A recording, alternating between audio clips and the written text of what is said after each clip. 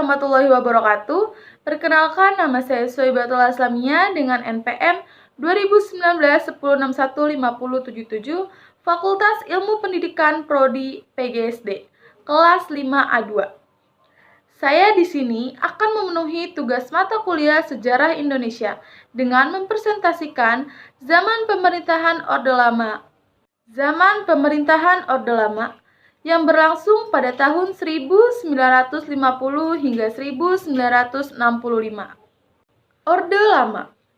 Soekarno 1901 hingga 1970 yang lahir di Surabaya pada masa pemerintahan kolonial Belanda adalah pimpinan nasionalisme dan pahlawan nasional yang mendedikasikan hidupnya kepada perjuangan kemerdekaan Indonesia. Meskipun bertumbuh dalam lingkungan tradisional Jawa dan dikombinasikan dengan pengaruh Bali dari sisi keluarga ibunya, Soekarno mendapatkan pendidikan di sekolah-sekolah modern kolonial Belanda. Sejak usia muda, minat utamanya adalah membaca buku-buku dengan topik filosofi, politik, dan sosialisme. Waktu masih sekolah di Surabaya, Soekarno tinggal di rumah Umar Said Djokroaminoto, pemimpin pertama dari Sakrat Islam yang kemudian menjadi gerakan penting untuk kebangkitan nasional Indonesia. Djokroaminoto menjadi mentor politik dan inspirasi bagi Soekarno. Selanjutnya ada pengertian Orde Lama. Orde Lama adalah sebuah sebutan orde pemerintahan sebelum Orde Baru yang dianggap tidak melaksanakan Pancasila dan Undang-Undang Dasar 1945 secara murni dan konsekuen yang ditandai dengan diterapkannya demokrasi terpimpin di bawah kepemimpinan Soekarno. Presiden Soekarno sebagai tokoh sentral Orde Lama yaitu sebagai kepala negara dan kepala pemerintahan. Selanjutnya ada awal pendirian organisasi. Pada tahun 1927, Soekarno mendirikan dan menjadi pemimpin sebuah organisasi politik yang disebut Partai Nasional Indonesia atau PNI, yang bertujuan untuk mencapai kemerdekaan penuh untuk Indonesia.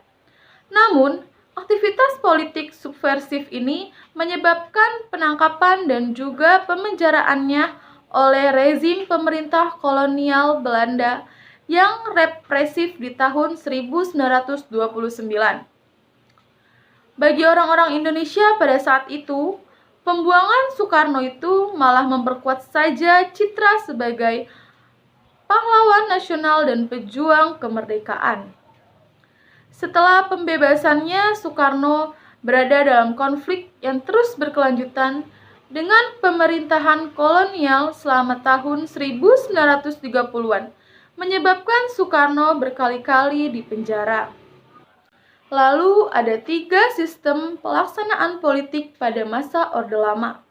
Yang pertama ada masa pasca kemerdekaan yang berlangsung pada tahun 1945 hingga 1950. Lalu ada masa demokrasi liberal yang berlangsung pada tahun 1950 hingga 1957. Dan yang terakhir ada masa demokrasi terpimpin yang berlangsung sejak 1959 hingga 1968. Yang pertama, masa pemerintahan pasca kemerdekaan yang berlangsung pada 1945 hingga 1950.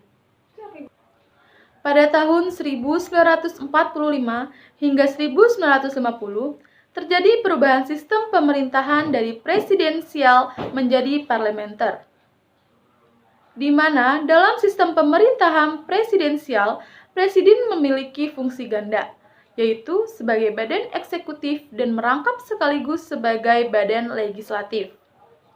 Pada masa pemerintahan Presiden Soekarno ini juga terjadi penyimpangan Undang-Undang Dasar 1945. Berikut penyimpangan Undang-Undang Dasar 1945 yang terjadi pada masa Orde Lama, yaitu Fungsi Komite Nasional Indonesia Pusat atau KNIP berubah. Lalu, dari pembantu presiden menjadi badan yang diserahi kekuasaan legislatif dan ikut menetapkan GBHN yang merupakan wewenang MPR. Terjadinya perubahan sistem kabinet presidensial menjadi kabinet parlementer. Selanjutnya ada masa demokrasi liberal. Masa pemerintahan pada tahun 1950 hingga 1959 disebut masa liberal. Karena dalam politik maupun sistem ekonominya menggunakan prinsip-prinsip liberal. Adapun ciri-ciri demokrasi liberal. Yang pertama yaitu presiden dan wakil presiden tidak dapat diganggu-gugat. Yang kedua, menteri bertanggung jawab atas kebijakan pemerintahan. Yang ketiga, presiden berhak membubarkan DPR. Yang keempat, Perdana Menteri diangkat oleh Presiden. Dan yang kelima, pada 17 Agustus 1950 sampai 5 Juli 1959, Presiden Soekarno memerintah menggunakan Konstitusi Undang-Undang Dasar Sementara Republik Indonesia 1950. Selanjutnya ada masa demokrasi terpimpin yang berlangsung dari tahun 1959 hingga 1968. Demokrasi terpimpin adalah sebuah sistem demokrasi di mana seluruh keputusan serta pemikiran berpusat pada pemimpin negara, yaitu Presiden Soekarno. Sistem pemerintahan demokrasi terpimpin pertama kali diumumkan oleh Presiden Soekarno dalam pembukaan sidang konstitut pada tanggal 10 November 1956. Pada masa demokrasi terpimpin ini terjadi berbagai penyimpangan yang menimbulkan beberapa peristiwa besar di Indonesia.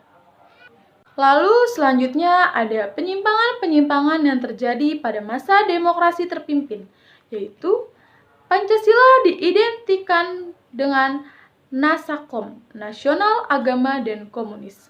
Lalu produk hukum yang setingkat dengan undang-undang ditetapkan dalam bentuk penetapan presiden daripada persetujuan. Selanjutnya, MPRS mengangkat Soekarno sebagai presiden seumur hidup. Lalu presiden membubarkan DPR hasil pemilu 1955. Selanjutnya, presiden menyatakan perang dengan Malaysia. Lalu presiden menyatakan Indonesia keluar dari PBB. Dan yang terakhir, hak budget tidak jalan. Selanjutnya ada kondisi ekonomi pada masa Orde Lama. Keadaan ekonomi dan keuangan pada masa Orde Lama sangat amat buruk, yang disebabkan oleh inflasi yang sangat tinggi dikarenakan beredarnya lebih dari satu mata uang secara tidak terkendali. Di tahun 1958, diberlakukannya Undang-Undang Nomor 78 1958 dengan investasi asing. Jadi memperburuk perekonomian di tahun 1965, mendirikan Bank Berjuang. Perbankan berfungsi sebagai pemasok dana proyek pemerintah. Penurunan angkatan kerja atau pengangguran sebanyak 1,8 juta dari 34,5 juta. Di sektor pertanian 72%, serta jasa 9,5%, perdagangan dan keuangan 6,7%, industri 5,7%. Di tahun 1953 di Jakarta, pekerja menerima upah 5-6 per hari. Selanjutnya, saya akan menjelaskan penyebab berakhirnya Orde Lama. Tepatnya pada saat runtuhnya kekuasaan Soekarno yang lalu digantikan oleh Soeharto. Salah satu penyebab yang melatar belakangi runtuhnya Orde Lama dan lahirnya Orde Baru adalah keadaan keamanan dalam negeri yang tidak kondusif pada masa Orde Lama. Terlebih lagi karena adanya peristiwa pemberontakan G30 SPKI. Hal ini menyebabkan Presiden Soekarno memberikan mandat kepada Soeharto untuk melaksanakan kegiatan pengamanan di Indonesia melalui Surat Perintah 11 Maret atau Super Smart. Kronologis lahirnya Orde Baru ketika pada periode 1959 hingga 1966 tersebut pemerintahan menjadi demokrasi, terpimpin atau kekuasaan berada pada Presiden Soekarno, sehingga masa Orde Lama berakhir dan ditandai dengan adanya pemberontakan PKI pada 30 September 1965. Selanjutnya ada faktor-faktor penyebab berakhirnya Orde Lama, yaitu yang pertama, terjadi gerakan G30S PKI, dan yang kedua, keadaan politik dan keamanan negara menjadi kacau akibat gerakan G30S PKI tersebut. Selanjutnya, keadaan perekonomian yang semakin buruk di mana inflasi mencapai 600%. Lalu, kesatuan aksi yang ada di masyarakat bergabung membentuk kesatuan aksi yang dikenal dengan nama Front Pancasila. Lalu, upaya untuk memperbaiki kabinet Dwikora dan membentuk kabinet 100 menteri tidak memuaskan rakyat. Dan yang terakhir, dalam sidang paripurna ialah untuk mencari solusi dari masalah yang bergejolak tak juga berhasil. Sekian presentasi dari saya, kurang lebihnya mohon maaf. Wassalamualaikum warahmatullahi wabarakatuh. Thank you for watching. See you next video. Bye-bye.